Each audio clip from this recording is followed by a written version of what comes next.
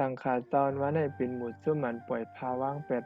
การล้อกี่เสเฮ็ดระหัน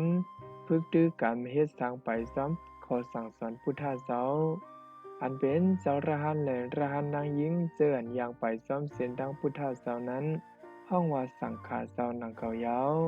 ระหันสังขาเขาเนี่ยเขาเจ้าติสอนเฮียนเอาขอสั่งสอนพุทธาเจ้าเสพึกตื้อกรรมเฮ็ดซ้ำหนักอันไรหูไรหันมาลองมองมองดักเขาเจ้าได้เปลี่ยนตาเดเฮียนเอาตั้งหูดินเนอร์ธรรมะเจ้าเสขึ้นมาปงสอนเฮ็ดเป็นของผักตอนปันกวนเมืองเฮาบ่ฮู้หันซ้อมแลไหลพรดีมันซ้อมตาเดโมอยู่เจ้ากว่านะจัดปันเสเฮาหมอซอกหาหันดังซื้อกัดเย็นใส่แลเป็นกวนดีมีน้ำกัดมาไหลเผามานั้นสังขาเจ้าก็มีปุ่นพรตาเดจีเนเส้นตั้งปัญญาเขาเจ้าในข้าเฮากวนกูก็อยู่เลยลองดีต่อกันแลเฮาหมอมีลองมนต์ซื้อใส่กัดเย็นกว่าได้จัดปันเผามันนั่นขยาวกำปาน้ำกวนเจิญมาเฮ็ดเจ้าระหันไหลนั้นเดเป็นกวนสายยาวระหันสังขาเจ้าในตื้นลูกเจ้าสีเฮ็ดการจอมหนังปูนพรมีไว้นั่นอยู่ยาว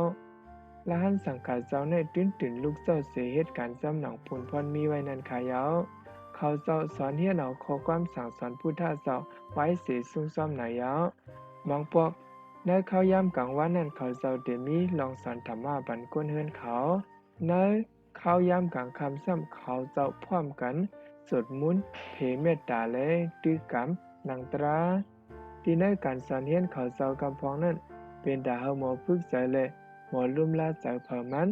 เฮาบ่จินใส่เสหมออยู่จ้อมใส่ลีเมตตาในการนั้นขายาวเมื่อยามนั้นกวนเจออันมาเฮ็ดเจ้าระหันนั้นอ่ำใจเลยว่าเป็นผู้ชายกวยอันมาเฮ็ดไรเจอเป็นผู้หญิงเขาก็มาเฮ็ดกันอยู่สังว่าเดมาเฮ็ดระหันในซึ่งเดเลยทาคนเฮาอันตั้งสิสังกอยนุงผ้าเหลืองสังกัน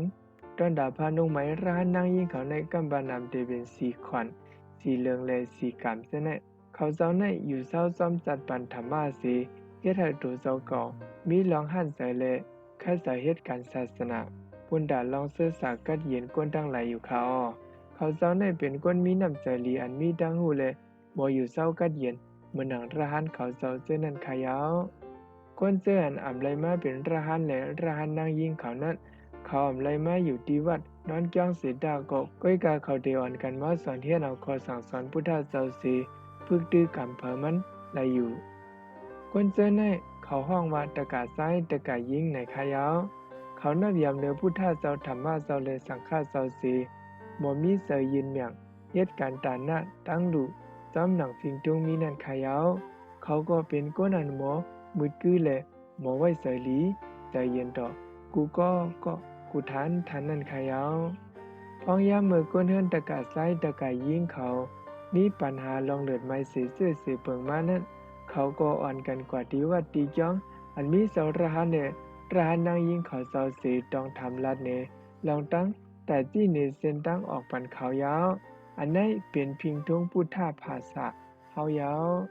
เลยเส้นนั้นตอนดาขอบใส่ยินจมตีเนอเจ้าระหันและระหันนางยิงเขาเสานั้นเพื่อเป็นก้นเฮือนตะกาใจตะกายิงสั่งอ่อนกันเอาโคตั้งกินตั้งหลู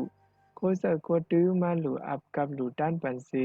หลูลำด้วยถึงเจ้าระหันและระหันนางยิงเขาเจ้าเฮาบ่เตรียมทวนไว้สังขารเจ้าในย้อนเปิดเป็นลูกน้องตะเปพุทธาเจ้าสีเหตุการณ์ภาษาศาสนาและสังกึ่งทึกหลีนับยามไว้สายันเปว่าเขาเจ้ามีศีลมีธรรมนั่นก็ปาขายาว